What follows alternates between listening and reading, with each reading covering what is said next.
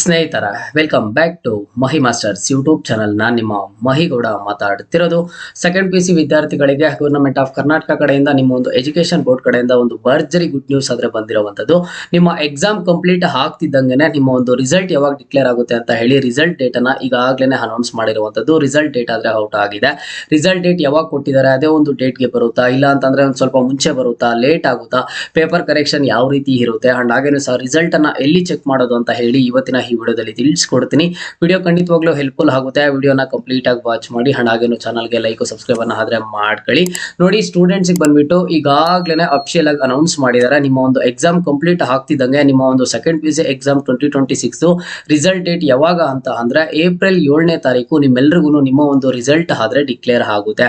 ನೀವು ಕೇಳಬಹುದು ಯಾಕೆ ಇಷ್ಟು ಬೇಗ ಮಾಡ್ತಿದ್ದಾರೆ, ಹಾಗಿದ್ರೆ ಪೇಪರ್ ಕರೆಕ್ಷನ್ ಎಲ್ಲ ಯಾವಾಗ ಮಾಡ್ತಾರೆ ಅಂತ ಹೇಳಿ. ನೋಡಿ, ನಿಮ್ಗೆ ಬಂದ್ಬಿಟ್ಟು ಇದೇ ತಿಂಗಳು 19ನೇ ತಾರೀಕು ಮೇಲೆ ಆದ್ರೆ ಪೇಪರ್ ಕರೆಕ್ಷನ್ ಅನ್ನ ಮಾಡ್ತಾರೆ. ಯಾಕೆ 19ನೇ ತಾರೀಕು ಮೇಲೆ ಅಂತ ಅಂದ್ರೆ ನೀವು ಇಲ್ಲಿ ಅಬ್ಸರ್ವ್ ಮಾಡಬಹುದು ಸ್ಕ್ರೀನ್ ಮೇಲೆ. ಇಲ್ಲಿ ನೋಡಿ, click here to submit objection to the scheme of evaluation of 2026 ಅಂತ ಹೇಳ್ಬಿಟ್ಟು. ಸೊ ಏನಂತ ಅಂದ್ರೆ ಈಗಾಗಲೇ ನಿಮ್ಗೆ ಕೀ ಆನ್ಸರ್ಸ್ ಎಲ್ಲ ಪ್ರೊವೈಡ್ ಮಾಡಿರುವಂತದ್ದು ಸಬ್ಜೆಕ್ಟ್ ವೈಸ್. ಕೀ ಆನ್ಸರ್ಸ್ ಅನ್ನೆಲ್ಲ ನೋಡಿರ್ತೀರಾ. ಕೀ ಆನ್ಸರ್ಸ್ ನೋಡಿದ್ದ ಆದ್ಮೇಲೆ ನಿಮ್ದೇನಾದ್ರೂ ಅಬ್ಜೆಕ್ಷನ್ ಇದ್ರೆ ಈ ಒಂದು ಕ್ವಶನ್ಗೆ ಈ ಒಂದು ಆನ್ಸರ್ ಆಗಿದೆ, ಇಲ್ಲ ಅಂತಂದ್ರೆ ಬೇರೆ ಏನಾದ್ರೂ ಅಬ್ಜೆಕ್ಷನ್ ಇದ್ರೆ ಆ ಒಂದು ಅಬ್ಜೆಕ್ಷನ್ ಅನ್ನ ನೀವು ಸಬ್ಮಿಟ್ ಮಾಡಬಹುದು.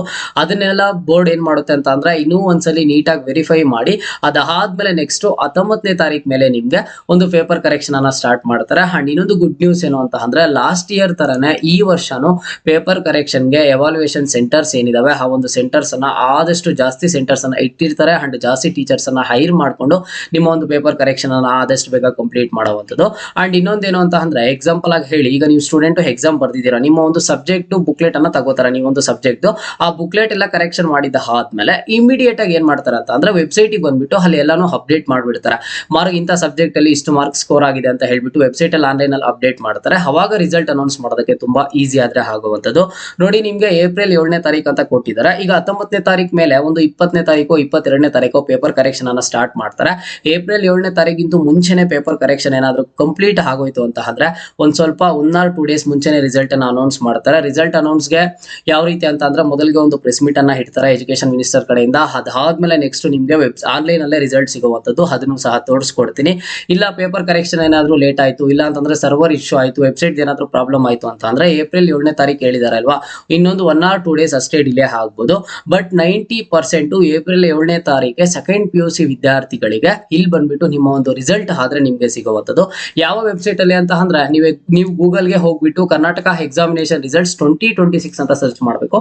ನಾನು 2025 ಅಂತ ಏನಕ್ಕೆ ಸರ್ಚ್ ಮಾಡಿದೀನಿ ಅಂತ ಅಂದ್ರೆ ಇನ್ನೂ 2026 ರಿಸಲ್ಟ್ ಅನೌನ್ಸ್ ಆಗಿಲ್ಲ ಅಲ್ವಾ, ಅದಕ್ಕೆ ಈ ರೀತಿ ಸರ್ಚ್ ಮಾಡಿದ ಆದ್ಮೇಲೆ ನೀವು ಇಲ್ಲಿ ಅಬ್ಸರ್ವ್ ಮಾಡಬಹುದು. ಇಲ್ಲಿ carresults.nic.in ಅಂತ ಇದೆ ಅಲ್ವಾ, ಇದು ಬಂದ್ಬಿಟ್ಟು ಅಫಿಷಿಯಲ್ ವೆಬ್ಸೈಟ್. ಈಗ ಏಪ್ರಿಲ್ 7ನೇ ತಾರೀಕು ಬೆಳಗ್ಗೆ ನಿಮ್ಮ ಒಂದು ರಿಸಲ್ಟ್ 10 ಗಂಟೆಗೆ ಅನೌನ್ಸ್ ಆಯ್ತು ಅಂತ ಅಂದ್ರೆ ಒಂದು 10:10ಗೆ ಇಲ್ಲ ಅಂತಂದ್ರೆ ಒಂದು 10 ನಿಮಿಷ 20 ನಿಮಿಷ ಆಗಿದ್ದ ಆದ್ಮೇಲೆ ಈ ಒಂದು ವೆಬ್ಸೈಟ್ ಅಲ್ಲಿ carresults.nic.in ಅನ್ನುವಂತಹ ವೆಬ್ಸೈಟ್ ಅಲ್ಲಿ ರಿಸಲ್ಟ್ ಆದ್ರೆ ನಿಮಗೆ ಸಿಗುತ್ತೆ. ಇಲ್ಲ ಅಂತಂದ್ರೆ KSWB ಅಂತ ಇದೆ.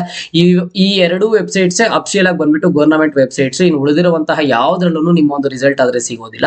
ನೀವು ಏಪ್ರಿಲ್ 7ನೇ ತಾರೀಕು ಮೇಲೆ ಎಲ್ರಿಗಿಂತ ಮುಂಚಿತವಾಗ್ಲೂ ರಿಸಲ್ಟ್ ಅನ್ನ ನೋಡಬೇಕು, ಕೂತಿದ ಹತ್ರನೇ ರಿಸಲ್ಟ್ ನೋಡಬೇಕು ಅಂತ ಅಂದ್ರೆ ಒಂದು ಒಳ್ಳೆ ನೆಟ್ವರ್ಕ್ ಕನೆಕ್ಷನ್ ಇದ್ರೆ ಸಾಕು.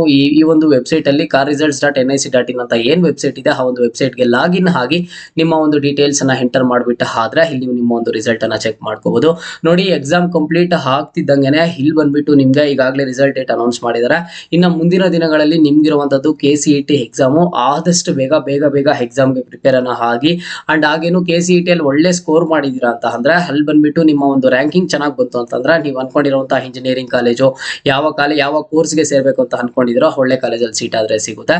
ಒಂದಂತೂ ನಾನು ನಿಮ್ಗೆ 100% ಕ್ಲಾರಿಫಿಕೇಶನ್ ಅನ್ನ ಕೊಡ್ತೀನಿ. ನಮ್ಮ ಒಂದು ಮಹಿ ಮಾಸ್ಟರ್ಸ್ ಯೂಟ್ಯೂಬ್ ಚಾನಲ್ ಅಲ್ಲಿ KCET 2026 ರಿಲೇಟೆಡ್ ಎಲ್ಲಾ ತರದ ಅಪ್ಡೇಟ್ಸ್ ಆದ್ರೆ ಸಿಗುತ್ತೆ. ಅಂದ್ರೆ ನಿಮ್ಗೆ ಈಗ ಅಪ್ಲಿಕೇಶನ್ ಟೈಮ್ ಅಲ್ಲಿಂದನೂ ನಾನು ನಿಮ್ಗೆ ಪ್ರತಿದಿನದ ಅಪ್ಡೇಟ್ಸ್ ಅನ್ನ ಕೊಡ್ತಾ ಇದ್ದೀನಿ. KE ಅಲ್ಲಿ ಏನೇ ಅಪ್ಡೇಟ್ ಬರ್ಲಿ ತಿಳಿಸ್ಕೊಡ್ತೀನಿ. ಅದಾದ್ಮೇಲೆ ಎಕ್ಸಾಮ್ ಬರ್ತಿದ್ದಾದ್ಮೇಲೆ ರಿಸಲ್ಟ್ ಅನೌನ್ಸ್ ಆದಾಗಿಂದನು first round of counselling, second round of counselling, third round of counselling, ನೀವು ಅನ್ಕೊಂಡಿರುವಂತಹ ಕಾಲೇಜ್ಗೆ ನಿಮಗೆ ಬಂದಿರುವಂತಹ ರ್ಯಾಂಕ್ಗೆ ಯಾವ ರೀತಿ ಕೌನ್ಸಿಲಿಂಗ್ ಅನ್ನ ಮಾಡಬೇಕು, ಅಟೆಂಡ್ ಆಗಬೇಕು, ಆಪ್ಷನ್ ಎಂಟ್ರಿ ಯಾವ ರೀತಿ ಮಾಡಬೇಕು ಅಂತ ತಿಳಿಸ್ಕೊಡ್ತೀನಿ.